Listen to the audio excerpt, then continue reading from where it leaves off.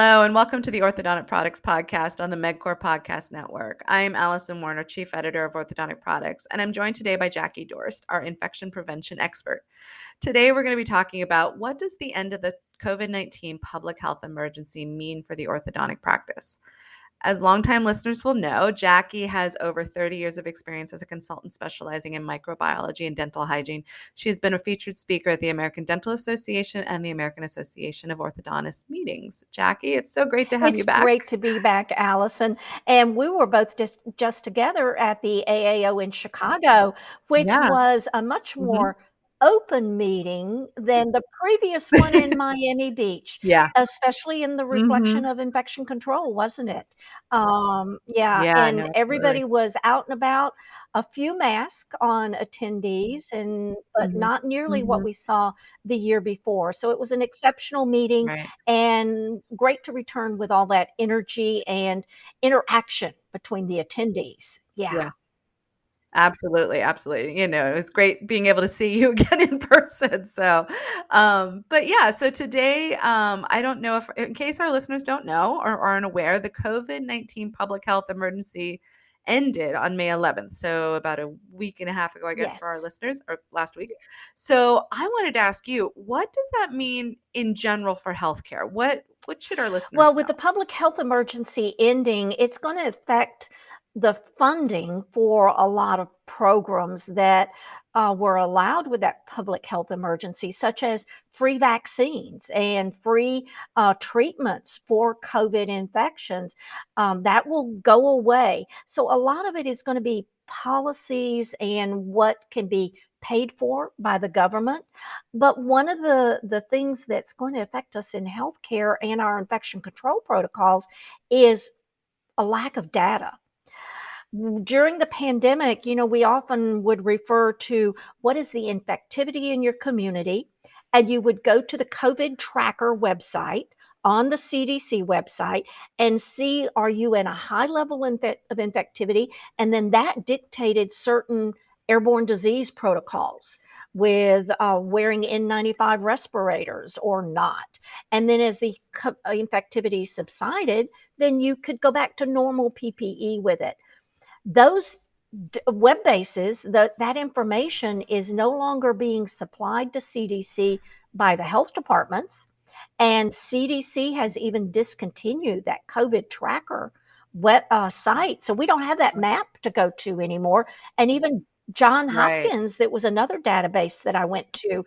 Mhm. John Hopkins has discontinued their COVID dashboard, as they called it.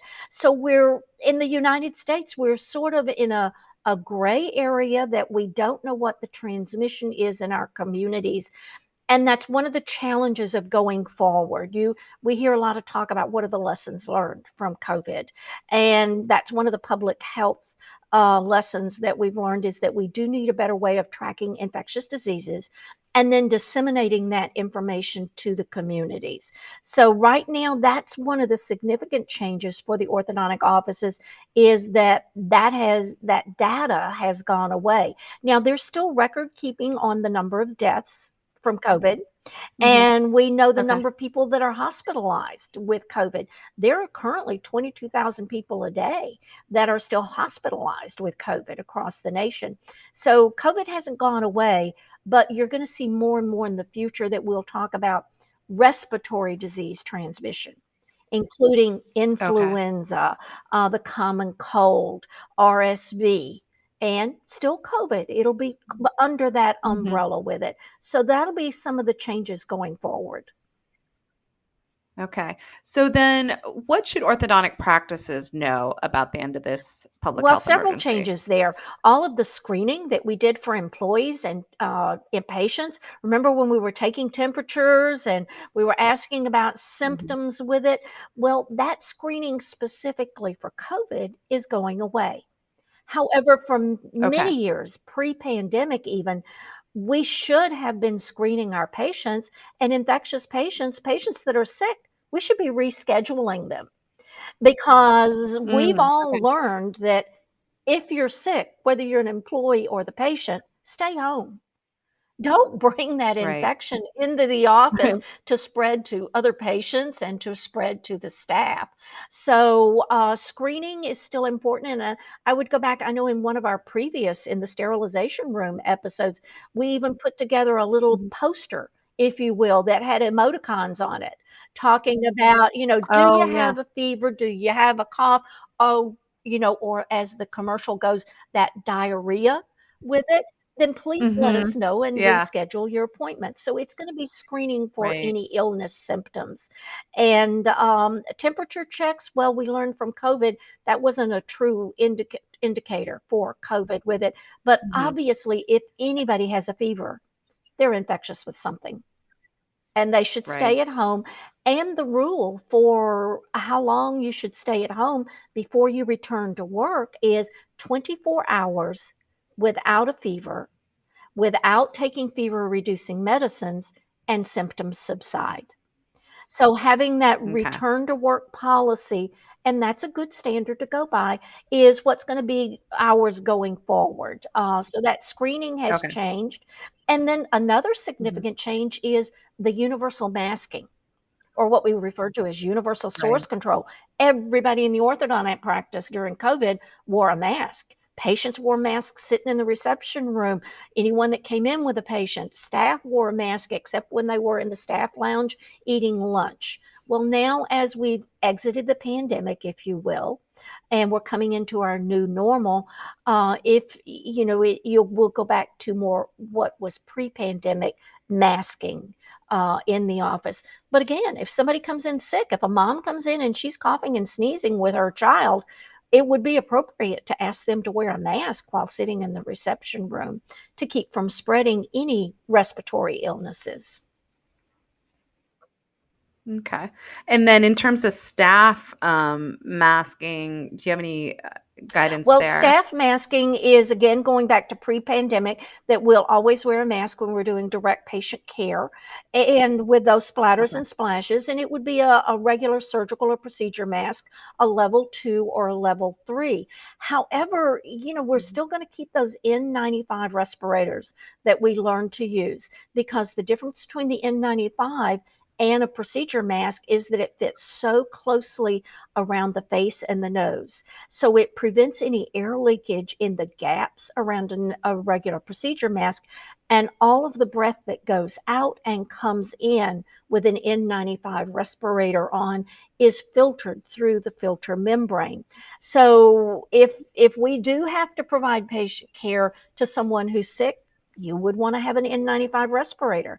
If you have really high infectivity of influenza in your area, it might be that the team decides they want to wear an N95 respirator, and we should the employer with OSHA states that the employee should have appropriate PPE to protect them.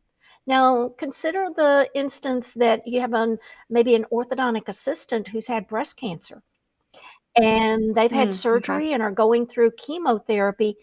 That person is going to be very immune compromised, and they're going to need the additional protection with their compromised immune system of wearing an N95 mask with every patient treatment during that period while they're going through the chemotherapy. So, and it may not even be that employee. It might be that they have a family member at home that's immune compromised, Right. and they wouldn't want to take the disease home to them. So we're still going to keep Okay. N95 respirators around, and OSHA under their in total respiratory protection.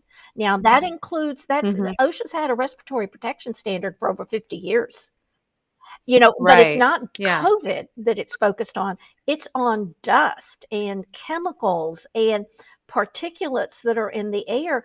And that N95 respirator and even full face respirators or half face respirators, OSHA has a long history with that. So all of the employee training about how to don, how to doff, how to put it on and remove it and not cross contaminate to yourself, how to do a seal test where you blow out to see if you've got a complete seal and then inhale to see if the mask slightly collapses, are going to be standard training that is required Mm. for all Okay. employees. And then you're going to need to do a fit test. and have documentation that that employee has passed a fit test for the particular N95 respirators that you have in your office. And that'll be an annual update. You have to review that once a year.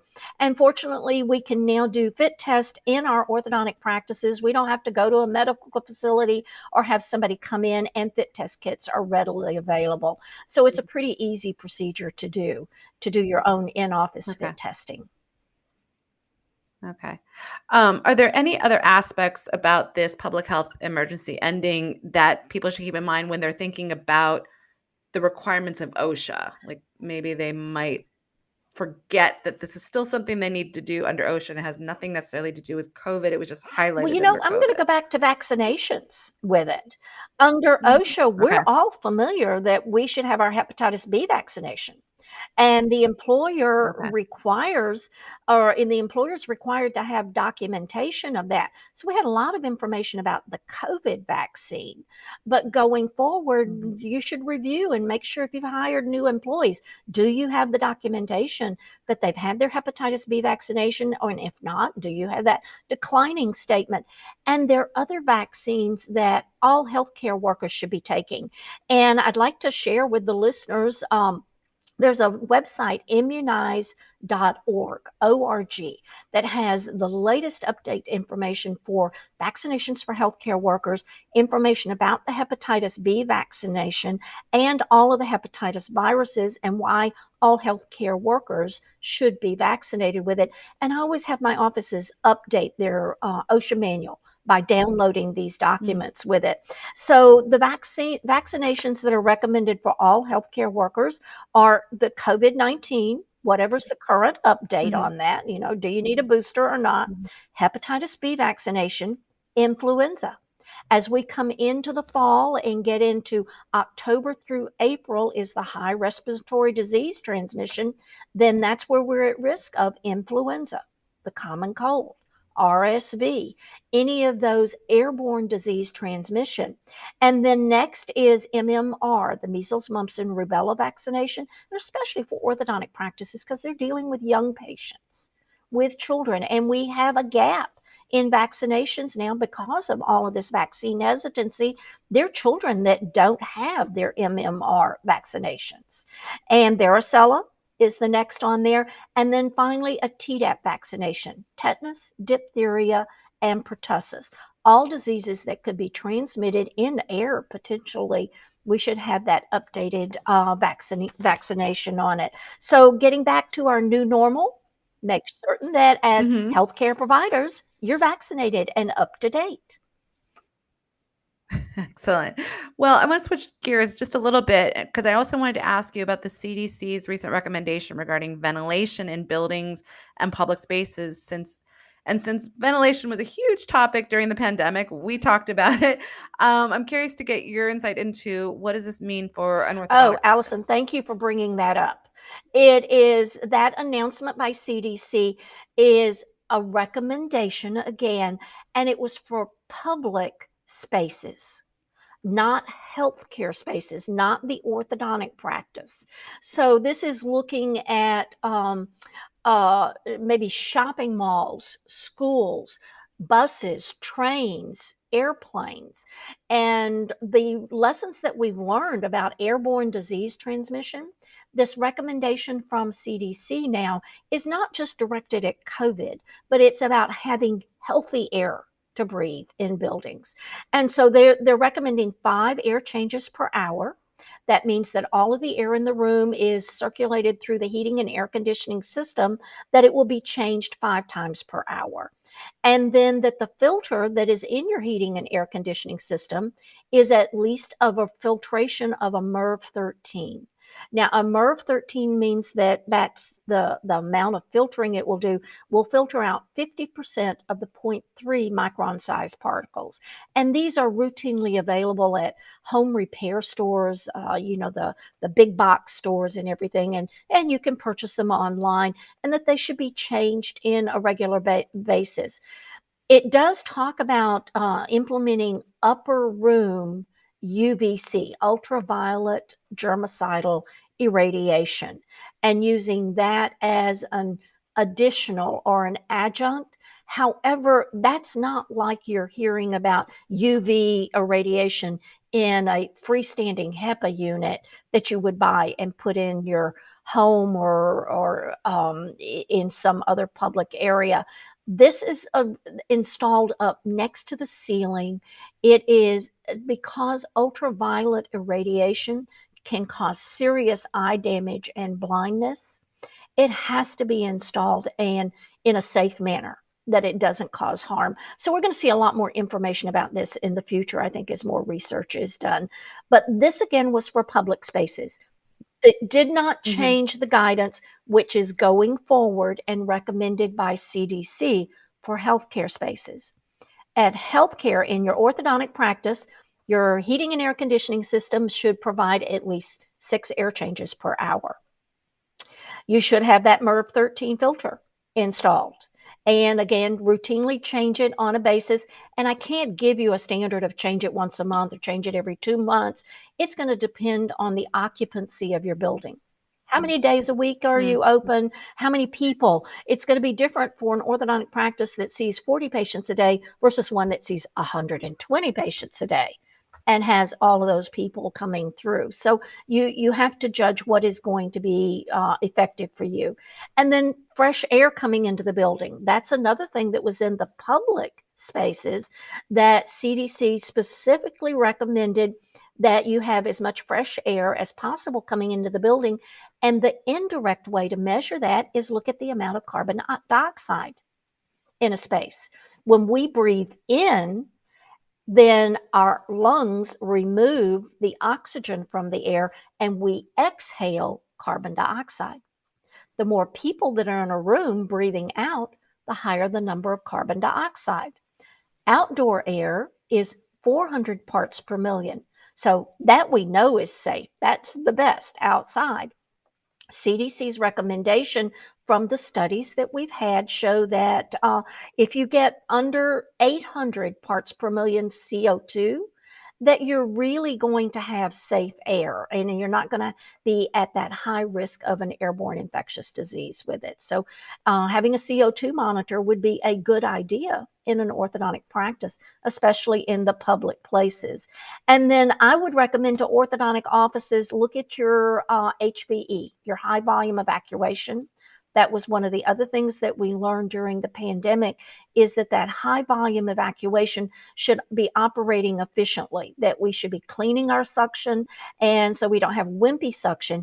And you can check the flow by having one of your service checks have a flow meter attached to your high volume evacuation, and it should provide at least 300 liters per minute of evacuation on there. So I think we've pretty much covered all of the changes and how they affect the orthodontic office. There's one more thing though that I'd like to add, and I still get a few questions about Yeah, it. sure. Remember at the beginning of the pandemic when we did those pre-procedural mouth rinses? And there Oh, was a yeah. Hmm. shortage of hydrogen peroxide and Right. peroxyl, and people were talking about Hmm. iodine and what kind of iodine, and it Oh, was that's right. recommended that Yes. povidone iodine or hydrogen peroxide, half a percentage, and you rinsed and swished for 1 minute would kill the SARS-CoV-2 virus. Well, research has shown that wasn't always true. It didn't provide that much more protection. So on the CDC webpage, CDC now says that this is not going to prevent SARS-CoV-2 transmission. However, if you want to use an antimicrobial mouth rinse, it is a good adjunct to your infection control program because any mouth rinse is going to reduce the bacteria, the virus, and any fungus or yeast that are in the patient's mouth. And I've had orthodontists tell me that, wow, they saw such clean mouths during the pandemic where they were doing these mouth rinses that they're going to continue going forward because they felt like, Ah. it really enhanced their infection Mhm. control and it improved their care that they could deliver to patients. So, a positive thing that came out of the pandemic. Absolutely. Well, Jackie, thank you so much for joining us again and sharing your insight and helping break this down for our listeners. I really Oh, thank appreciate you, it. Allison. Orthodontic Products does a great service in sharing all of the latest information for orthodontic team members. Great. Well, thank you. To our listeners, be sure to subscribe to the MedCore Podcast Network to keep up with the latest episodes of the Orthodontic Products Podcast. And be sure to check out orthodonticproductsonline.com to keep up with the latest industry news. Until next time, take care.